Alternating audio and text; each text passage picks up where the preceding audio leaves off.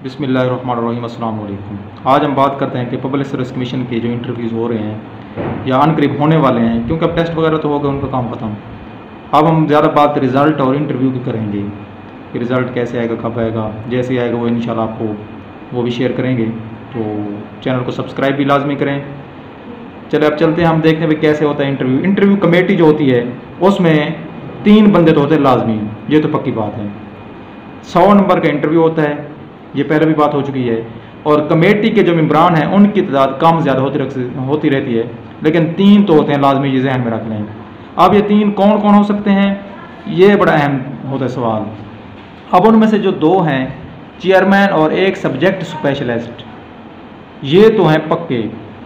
अब अगली जो बात है, तीसरा जो बंदा है वो कौन होगा, वो भी चाहे सब्जेक्ट स्पेशलिस्ट भी हो सकता है वो, या साइकोलॉजिस्ट हो सकता है। अब इनमें से एक चॉइस है, यानी 2 तो हो गए कन्फर्म्ड। एक चेयरमैन, अब चेयरमैन कौन होता है, पब्लिक सर्विस कमीशन का रिप्रेजेंटेटिव, यानी कोई नुमाइंदा होता है पब्लिक सर्विस कमीशन का। वो लाहौर से आता है बंदा। उसके बाद नंबर भी सबसे ज़्यादा होते हैं, वो हम बात करते हैं भाई कैसे कैसे नंबर होते हैं। और जो सब्जेक्ट स्पेशलिस्ट होता है वो SS भी हो सकता है, SSS भी हो सकता है, यानी सीनियर सब्जेक्ट स्पेशलिस्ट भी हो सकता है, SS सब्जेक्ट स्पेशलिस्ट भी हो सकता है, एसोसिएट प्रोफेसर भी हो सकता है, प्रोफेसर भी हो सकता है, और लेक्चरर भी हो सकता है। सीनियर लेक्चरर जो होते हैं वो भी हो सकते हैं। यानी ये सब्जेक्ट स्पेशलिस्ट 2 में से एक भी हो सकते हैं। बाद दोनों सब्जेक्ट स्पेशलिस्ट होते हैं और एक चेयरमैन होता है, बस साइकोलॉजिस्ट नहीं होता। अब इन तीनों के नंबर होते बराबर हैं, 2 हैं फ़र्ज क्या, एक साइकोलॉजिस्ट है, एक SS है, तो इसके नंबर भी 30 हैं फ़र्ज के, तो इसके भी कितने होंगे, 30 होंगे। इसके 20 हैं तो इसके भी कितने होंगे, 20 होंगे। यानी इन तीनों के नंबर बराबर होते हैं, चाहे इनमें से 2 हों या तीनों इकट्ठे हों। तो फ़र्ज क्या तीनों ही थे तो इनके 25-25 नंबर फ़र्ज के, मिसाल दे रहा हूँ, बन गए।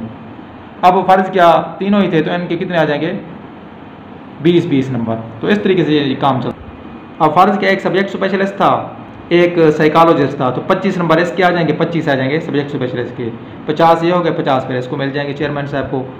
अब अगर ये तीनों ही हैं, 4 मेंबरान बनते हैं, तो 4 मेंबरान में से 40 नंबर मिलेंगे फिर चेयरमैन साहब को, और 20-20 नंबर मिलेंगे इनको। अगर आप गौर करें तो चेयरमैन के जो नंबर हैं इनके डबल हैं। इसके फ़र्ज क्या 25 हैं तो इसके 50 होंगे, इसके भी 25 हैं तो इसके भी कितने होंगे, 50 होंगे। इनके अगर 20-20 हैं तो फिर उनके 40 होंगे। तो ये बड़ी अहम चीज़ होती है कि उसके हिसाब से नंबरों की डिवीजन होती है भाई कैसे करना है। अब पिछले दफ़ा एक दफ़ा ऐसा भी हुआ था कि चेयरमैन के पास 60 नंबर थे और 2 सब्जेक्ट स्पेशलिस्ट वैसे थे, उनके पास 30-30 नंबर थे, 20-20 नंबर थे। अब 60 नंबर इसके पास, 20 इनके पास, 80 और 20 100। तो इस तरीके से यानी कि सिस्टम चलता है। और ये ज़रूरी नहीं होता कि हर दफ़ा साइकोलॉजिस्ट भी हो, हर दफ़ा 4 हो मेंबरान कमेटी के, 3 भी हो सकते हैं, 4 भी हो सकते हैं, वो हर दफ़ा का वो लाहेअमल होता है। अब वहाँ पर जो, क्योंकि कमेटी जब बैठती है तो एक ही नहीं होता इंटरव्यू का पैनल, इंटरव्यू के काफ़ी सारे पैनल्स बने होते हैं। फ़र्ज के इस्लामियात लेक्चरर के इंटरव्यू हो रहे हैं तो वहाँ पर इस्लामियात लेक्चरर के 3-4 पैनल बने होंगे।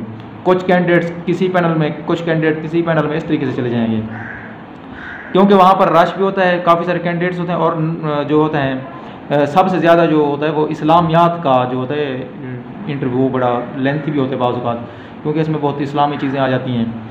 मैं बहस भी बाज़ औक़ात चलने लग जाता है, आधा घंटा भी लग जाता है इंटरव्यू पर, तो 20 मिनट तो लगते हैं एक कैंडिडेट पर कम अज़ कम। तो इस हिसाब से काफ़ी देर भी लगती है, तो इसलिए पैनल काफ़ी सारे बनाए जाते हैं। अब अगली जो अहम चीज़ है वो ये है कि जो चेयरमैन होता है वो तो लाहौर से आता है। सब्जेक्ट स्पेशलिस्ट के बाद मैंने बता दिया, SSS भी हो सकता है, एसोसिएट प्रोफेसर भी हो सकता है, और लेक्चरर भी हो सकता है। तो ये हो गए इस तरह के। अब साइकोलॉजिस्ट और जो चेयरमैन होते हैं, अगर ये दोनों हों, चेयरमैन और साइकोलॉजिस्ट आमतौर पर जनरल नॉलेज के या ज़ाती सवालात करते हैं। अब फ़र्ज के चेयरमैन सबसे पहले सवाल जो करेगा ये यही करता है, क्योंकि इसके नंबर भी ज़्यादा हैं और आया भी बाहर से बैठा होता है। इंट्रोडक्शन का सवाल आमतौर पर यही करता है। आईन पाकिस्तान, इस तरह के सवाल जो जनरल नॉलेज के वो पाकिस्तान के मुतल्लिक़ ज़्यादा होते हैं, क्योंकि वो देखते हैं कि कितना पासदारी करता है ये बंदा आईन पाकिस्तान का। तो आईन लाजमी आने चाहिए, किसने कैसा आईन पेश किया। जिसने इस्लामियत का लेक्चरर हो रहा है तो वो पूछेंगे कि इस्लामी आईन सबसे ज़्यादा किसको कहा जाता है। इस तरीके से क्वेश्चन होते हैं। अब जो साइकोलॉजिस्ट होता है ये ज़ाती सवालात वही करता है, या जनरल नॉलेज की भी कर सकता है। तो इन दोनों के तकरीबन सेम सवाल होते हैं। और जो सब्जेक्ट स्पेशलिस्ट होते हैं इनके भी सवाल सेम होते हैं। सेम से मुराद है कि सब्जेक्ट स्पेशलिस्ट जो है वो सवाल उसी सब्जेक्ट के बारे में करेंगे, बस जनरल नॉलेज की बात नहीं करेंगे। फ़र्ज क्या फ़िज़िक्स का हो रहा है, लेक्चरर फ़िज़िक्स का इंटरव्यू हो रहा है, तो जो सब्जेक्ट स्पेशलिस्ट है ये एक सवाल करेगा, फ़र्ज क्या किसी चीज़ का यूनिट पूछ लेता है, फ़र्ज क्या करंट का यूनिट पूछ लेते, मिसाल दे रहा हूँ, तो ये जो बैठा होता है ये फिर उसी का कोई और सवाल ग्रांट के बारे में फ़ौरन निकाल देता है। तो एक सवाल के अंदर से दूसरा सवाल भी निकल आता है। एक सवाल चेयरमैन कर रहा है तो कुछ देर के बाद ये दूसरे की तरफ इशारा कर देगा आप इस तरफ रुजू करें, तो वो उधर से दूसरा सवाल भी शुरू कर देगा।